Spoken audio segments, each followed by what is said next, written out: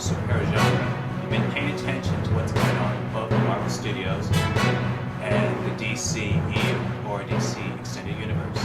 And especially for fans of the DCEU, you've probably been not the happiest of campers, if only because, and that's not to say that what they're doing, what they were doing, I should say, and I'll explain that later, doesn't have its advocates.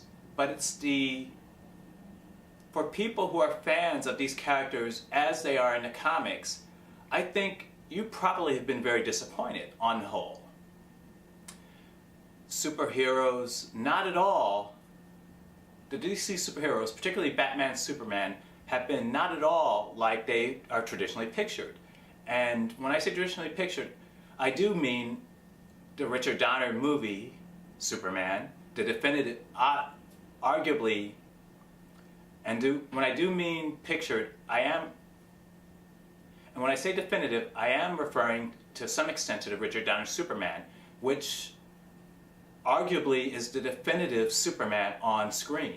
But in any case, he harkens back to the comics, and Donner's portrayal is a very accurate portrayal of Superman, which is why he resonated so well with most audiences.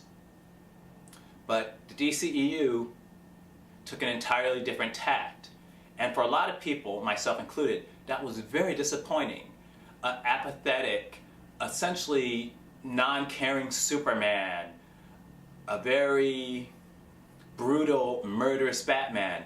This is not the way these characters have been portrayed in over 50 years of them appearing in comics, and certainly is not an accurate portrayal, which isn't to say that Batman hasn't killed people. He has. But that's the thing, it's the exception to the rule. It's not something he does casually or easily. It's the exception. It's not to say that Superman hasn't been through rough patches. It's not to say that Superman hasn't been through rough patches, but it still stands to reason that those are the exceptions, not the rule. Superman is, on the whole, altruistic, optimistic, and a sign of hope, pretty much. And that's not the way he's been portrayed in Man of Steel or Batman v Superman. So I was mystified by this myself. I didn't understand it. I didn't know why it was happening. I just didn't like it. But reading this recent article that appeared in Vulture, it explains the whole situation. It's almost as if there were a civil war, not that civil war. A civil war, in any case, in Warner Brothers, with a faction led by Diane Nelson and Jeff Johns, and who might like to call another faction, who might like to call the others, simply the people who took the perspective that Superman and Batman needed to be changed drastically from past portrayals. And that's exemplified, as far as I can tell, in the actions of Zack Snyder, who was the creative force behind the DCEU before they got wise to how nonsensical this approach is, and it's pretty much, for lack of a better term, jettisoned him. Which maybe isn't that fair way to describe it, but nonetheless, that's what happened.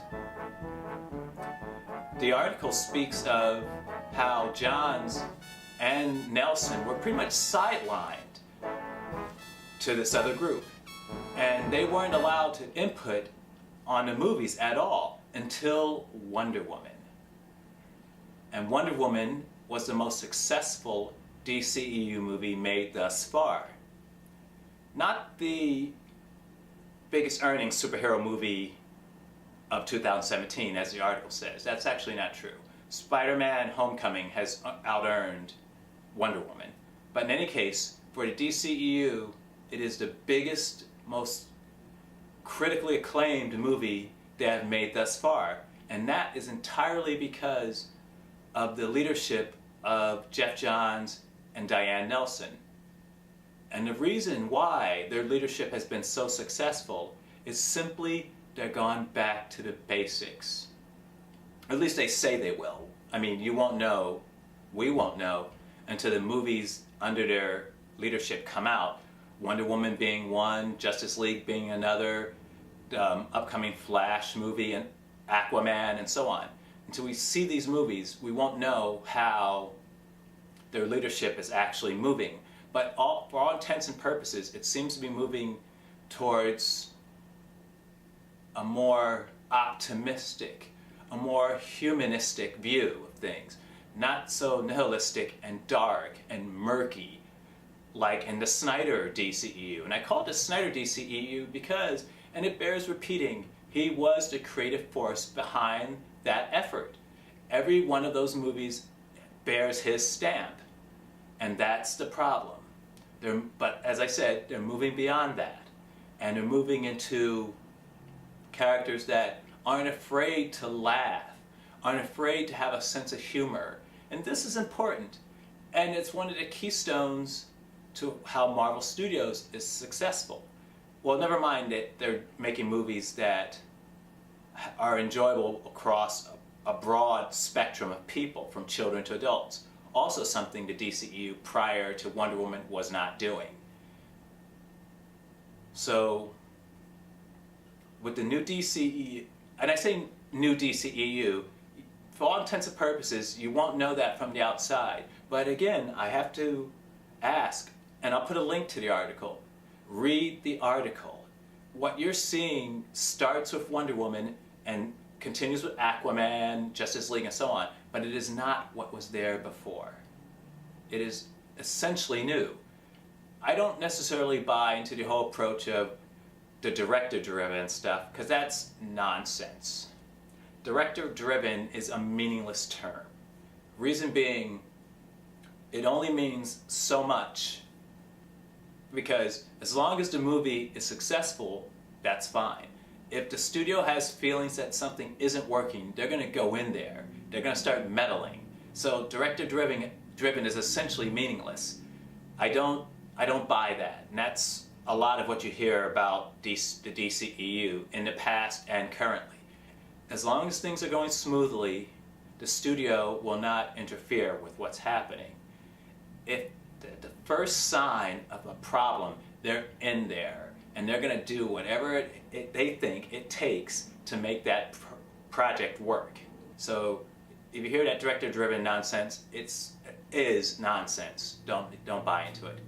But I guess what I originally began this, and it will end with, is that for all you fans out there who saw a problem with the DCEU, you're right. There's a lot of trying to reinvent history right now around this topic.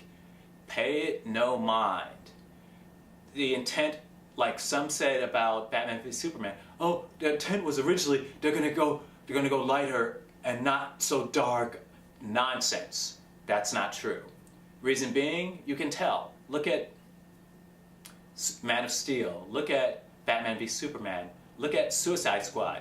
Where's the lightness? Where's the humor? Where's the not taking itself quite so seriously in those movies? It doesn't exist. And the reason it doesn't exist, for the most part, is because that's not the plan. The only reason that has started to come forward as a narrative was that people got tired of those movies and they needed to change course, and that's the way they did it. So for all you people out there who are saying this is not going to make it, in a sense you're right. In a sense you're right. The DCEU, as it was, no longer exists.